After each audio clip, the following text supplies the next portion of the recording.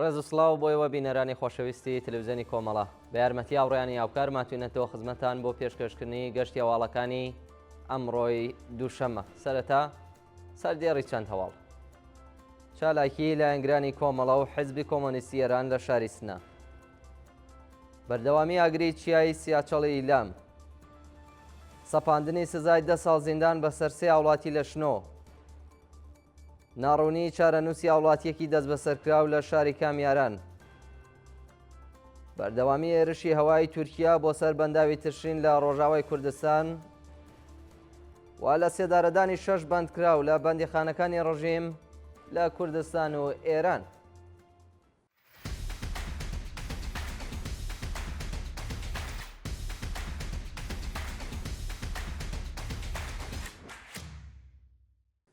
چالاکی لە ئەنگرانی کۆمەڵە و حیزبی کۆمۆنیستی ئێران لە شاری سنە. شەوی یەکشەممە ڕێکەوتی نوێی خەرمانان کۆمەڵێک لە لایەنگران و دۆستانی کۆمەڵە و حیزبی کۆمۆنیستی ئێران بە بڵاوکردنەوەی تراکت لە شاری سنە ساڵیادی دامەزراندنی حیزبی کۆمۆنیستی ئێرانیان پیرۆزبایی کرد. لە چالاکیەکەیاندا بە بڵاوکردنەوەی تراکتی بژی حیزبی کۆمۆنیستی ئێران و بژی سۆسیالیزم ساڵیادی دامەزراندنی حیزبی کۆمۆنیستی ئێرانیان پیرۆزبایی کرد و بە بڵاوکردنەوەی وتارێک بەم بۆنەیەوە جاختیان لەسەر بەردەوامی ڕێگای هەموو گیانبەخت کردوانی ڕێگای ئازادی و سۆسیالیزم کردە. بەردەوامی ئاگری چیای سیاچەڵی ئیلام. ئاگری چیای سیاچەل لە پارێزگای ئیلام پاش 3 ڕۆژێش تا نەکوژێنراوەتەوە و تەنانەت یەک تیمی فریاگوزاری خێراش ڕەوانەی و ناوچەیە نەکراوە. بە پێ راپۆرتەکان خەڵکی ناوچەکە و هەروەها ژینگە پارێزانی ئیلام و شارەکانی دیکە بۆ ماوەی 3 ڕۆژە لە هەوڵی کوژانەوەی ئاگری چیای سیاچەڵی ئیلامدان، بەڵام بەهۆی هاتنی باو پوش و پاوانی زۆر لەو شاخە توانیویانە تەنیا بەشێک لە ئاگرەکە بکوژێنەوە، بەڵام هێشتا ئاگرەکە بە تەواوی کۆنتڕۆڵ نەکراوە. سەپاندنی سزای 10 ساڵ زیندان بەسەر 3 هاوڵاتی لە شاری شنۆ. بە پێی راپۆرتی ڕێکخراوەکانی مافی مرۆڤ 3 هاوڵاتی خەڵکی شاری شنۆ لەلایەن دادگای ئینقلابی ئەو شارەوە سەرجەم حکمی 10 ساڵ زیندانیان بەسەردا سەپێنراوە.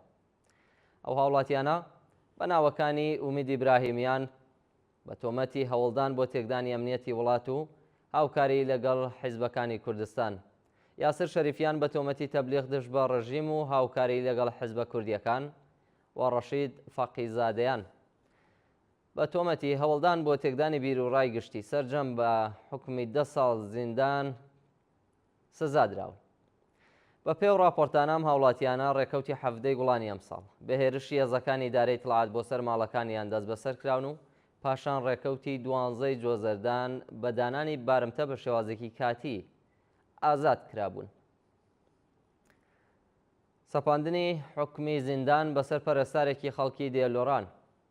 محەممەد یونسی هاوڵاتی خەڵکی شاری دێلۆران بە تۆمەتی تەبلیغ دژ بە ڕژیم لە بەرژەوەندی ئیسرائیلدا حکمی 3 ساڵ و 8 مانگ زیندانی بەسەردا سەپێنراوە. ناوبراو بەهۆی بڵاوکردنەوەی هەندێک بابەت سەبارەت بە هێرشەکانی ئیسرائیل بۆ سەر ئێران لە لاپەڕەکەی لە تۆڕە کۆمەڵایەتیەکان لەلایەن هێزەکانی دارەی دڵاتی شاری دێلۆرانەوە دەست بەسەر و دواتر بۆ گرتوخانەکانی ئەو ناوەندە ڕاگوێزرا بوو. شانی باسەکە محەممەد پێشووتر بەهۆی چالاکیەکانیەوە لەلایەن دەستگای خەزای ڕژیمەوە حکمی ناڕەوایی بەسەردا سەپێنراوە. ناڕوونی چارەنووسی هاوڵاتیەکی دەست بەسەرکراو لە شاری کامیاران. زانیار محەممەد نژاد هاوڵاتی خەڵکی شاری کامیاران سەرەڕای تێپەڕبوونی نزیک بە 2 مانگ بەسەر ماوەی بەندکرانەکەیدا هێشتا زانیاریەک سەبارەت بۆ هاوڵاتیە لە بەردەستدانیە. بە پێ راپۆرتی ڕێکخراوەکانی مافی مرۆڤ ناوبرا و ڕێکەوتی 20 پوشپەڕی ئەمساڵ بە هێرشی هێزەکانی دارەی دڵات بۆ سەر ماڵەکەی بەبێ بەڵگەی قەزایی و بە توند و تیژیەوە دەست بەسەر کراوە و ڕەوانەی گرتوخانەکانی ئەو ناوەندە لە شاری کامیاران کراوە. جێگای ئاماژەیە سەرەڕای تێپەڕبوونی 51 ڕۆژ بەسەر دەست بەسەرکرانی ئەو هاوڵاتیەدا بووە بە دوواداچوونی بنەماڵەکەی سەبارەت بە دۆخی تەندروستی و شوێنی ڕاگررتنی هێشتا هیچ زانیاریەک لە بەردەستانی. دەست بەسەرکردنی هاوڵاتیەکی خەڵکی شاری ورمێ بە مەبەستی تێپەڕکردنی ماوەی بەندکرانەکەی.